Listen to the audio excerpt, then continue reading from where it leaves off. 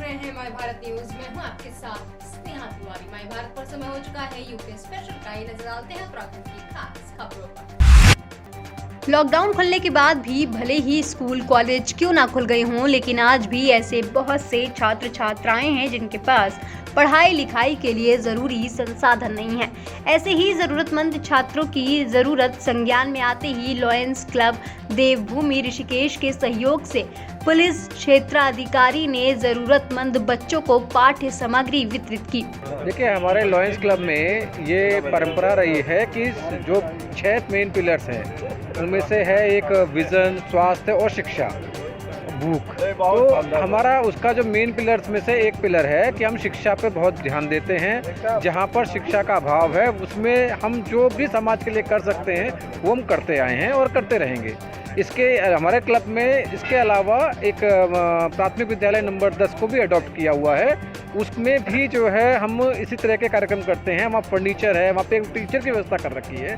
तो ये हमारा कार्य नित्य चलता रहता है। जब से हमारा क्लब बना है तब से हम इसी काम में लगे हुए हैं। ऋषिकेश से माय भारत के लिए अमित कंडियाल की रिपोर्ट। चमोली में बीते दिनों बारिश से जगह जगह क्षतिग्रस्त पड़े घाटी के पैदल रास्ते को ग्रामीणों ने श्रमदान कर दुरुस्त कर दिया है। ग्रामीणों ने बिना सरकारी मदद के खुद ही रास्तों को सही कर दिया। इन रास्तों की हालत इतनी खराब थी कि यहाँ से पैदल चलना भी मुश्किल हो गया था, जिससे ग्रामीणों को जान जोखिम में डालकर वहां से निकलना पड़ता था। जिसके बाद ग्रामीणों ने खुद ही चंदा इकट्ठा कर रास्तों को सही कराया। चमोली से माय भारत के लिए पुष्कर सिंह नेगी की रिपोर्ट। अखिल भारतीय अखाड़ा परिषद से जुड़े साधु संतों के दूसरे गुट ने निरंजनी अखाड़े के सचिव महंत रविंद्र पुरी को नया अध्यक्ष घोषित कर दिया है।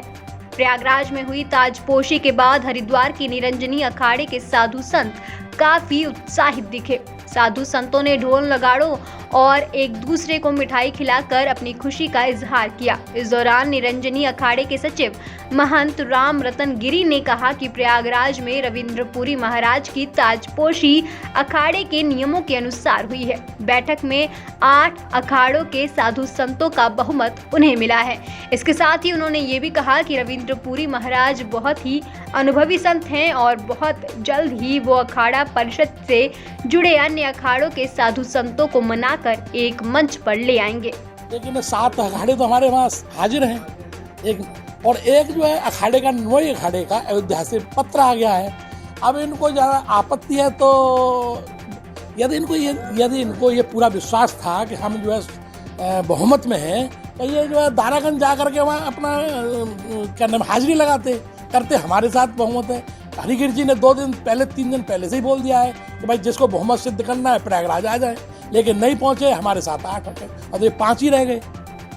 अरे रविंद्रपुरी जी बहुत ही सकुशल हैं। वो 5-5 संस्थाएं चला रहे हैं और उनका किसी से, रविंद्रपुरी जी का आज हरिद्वार के अंदर किसी अखाड़े से, किसी संत से कोई राग द्वेष नहीं है। मेरे को पूरी उम्मीद है 1-1.5 महीने के अंदर महंत रविंद्रपुरी जी सभी 13 अखाड़ों के साथ ही लेके चलेंगे।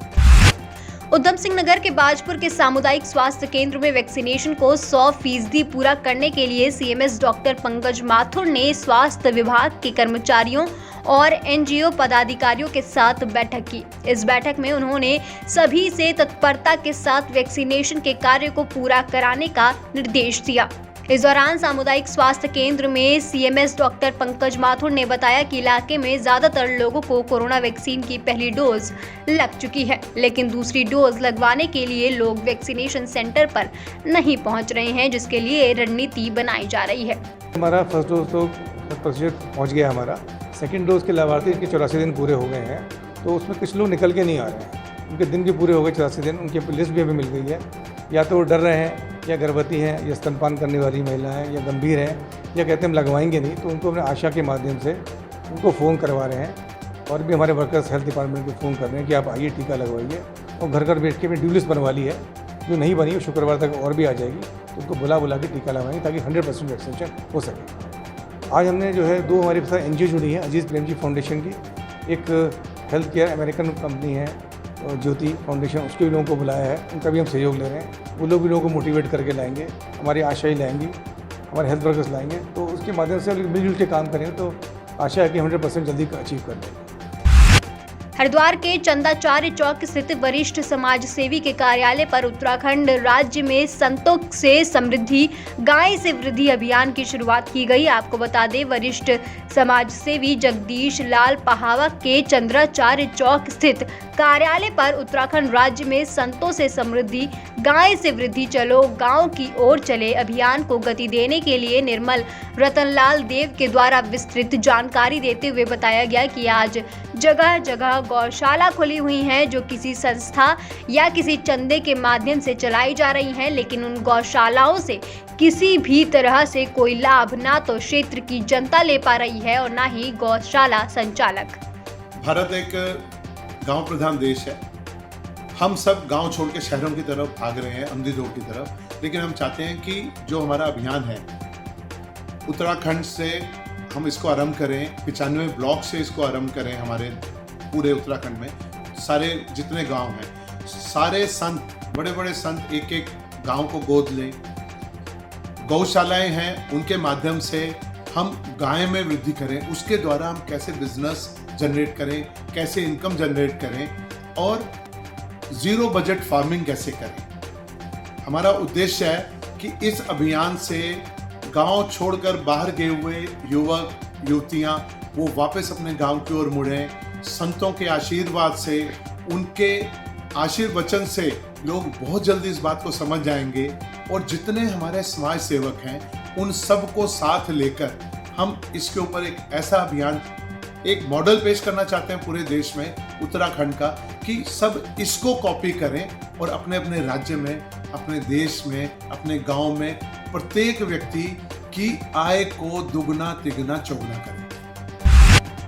उधम सिंह नगर के बाजपुर में कांग्रेसी पीसीसी सदस्य सुनीता टमटा ने भ्रष्टाचार और महंगाई के विरोध में सैकड़ों कांग्रेस कार्यकर्ताओं के साथ न्याय यात्रा निकाली। कांग्रेस की निकाली गई न्याय यात्रा का अलग अलग जगहों पर कार्यकर्ताओं ने फूल माला पहनाकर जोरदार स्वागत किया।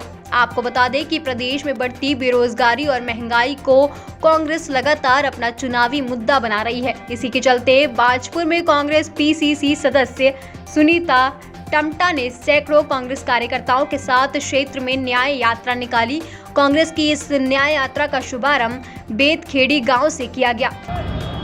कांग्रेस पार्टी द्वारा ये न्याय यात्रा निकाली जा रही है उन मेरे नौजवान बेरोजगार भाइयों के लिए और महिलाओं की आवाज़ के लिए, मजदूरों के लिए, उन किसानों के लिए ये न्याय यात्रा निकाली जा रही है और ये कांग्रेस पार्टी इन सब के साथ न्याय ज़रूर करेगी और यहाँ बाजपुर की जो जनता है वो मेरे साथ न्याय करेगी। देखिए, ये जो है कांग्रेस पार्टी से जो शीर्ष नेतृत्व द्वारा जो पहले भी कहा गया था कि मैं पिछले 5 साल से यहाँ पे जो है कार्य कर रही हूँ, क्षेत्र में जन जन की सेवा कर रही हूँ और मुझे उन पूरे जो मेरे शीर्ष नेतृत्व है उन पे पूरा विश्वास है कि जो टिकट की जो दावेदारी जो मैं कर रही हूँ, मुझे उन पे पूरा विश्वास है, वो मेरे साथ न्याय करेंगे और टिकट मुझे ही देंगे कांग्रेस पार्टी से द्वारा। मैं इतना ही कहना चाहती हूँ। उधम सिंह नगर से माय भारत के लिए आरिफ खान की रिपोर्ट।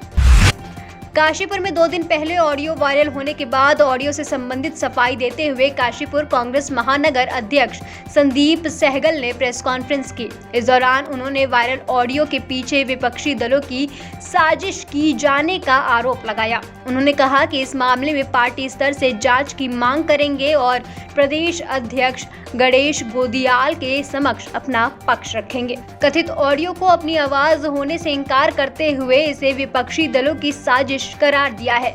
आगे उन्होंने कहा कि टेक्नोलॉजी का जमाना है, एडिटिंग से कुछ भी किया जा सकता है, किसी की भी ऑडियो बनाई जा सकती है जो एक साजिश है, उसका ये पूरी तरीके से खंडन करते हैं। ऑडियो जो वायरल हुई है उससे निश्चित रूप से मैं व्यक्तिगत रूप से बहुत व्यथित हूँ। जिस प्रकार से ये राजनीतिक षड्यंत्र रचा गया, ये राजनीतिक षड्यंत्र मेरे साथ साथ मुझे लगता है समाज के हर व्यक्ति को दुखी होना चाहिए, क्योंकि आज मैं निशाना इसका बन गया, कल को कोई और बन सकता है और ये पूरी तरीके से गलत है। पूरी तरीके से इसमें कोई भी तथ्य ऐसा नहीं है जो सत्य साबित हो। इसकी मैं पूरी तरीके से इस ऑडियो की जो वायरल हुआ है इसका पूरी तरह से खंडन करता हूं। काशीपुर से माय भारत के लिए आरिफ खान की रिपोर्ट। रुड़की के गंगनहर कोतवाली पुलिस ने स्मैक तस्करी की सूचना पर 3 लोगों को गिरफ्तार किया है। आरोपियों के पास से 150 ग्राम स्मैक बरामद की गई है। बरामद स्मैक की कीमत करीब 10 लाख रुपए बताई जा रही है। इस मामले में हरिद्वार के एसएसपी योगेंद्र सिंह रावत ने जानकारी देते हुए बताया कि सभी आरोपियों को NDPS एक्ट के तहत मुकदमा दर्ज कर जेल भेजने की तैयारी चल रही है।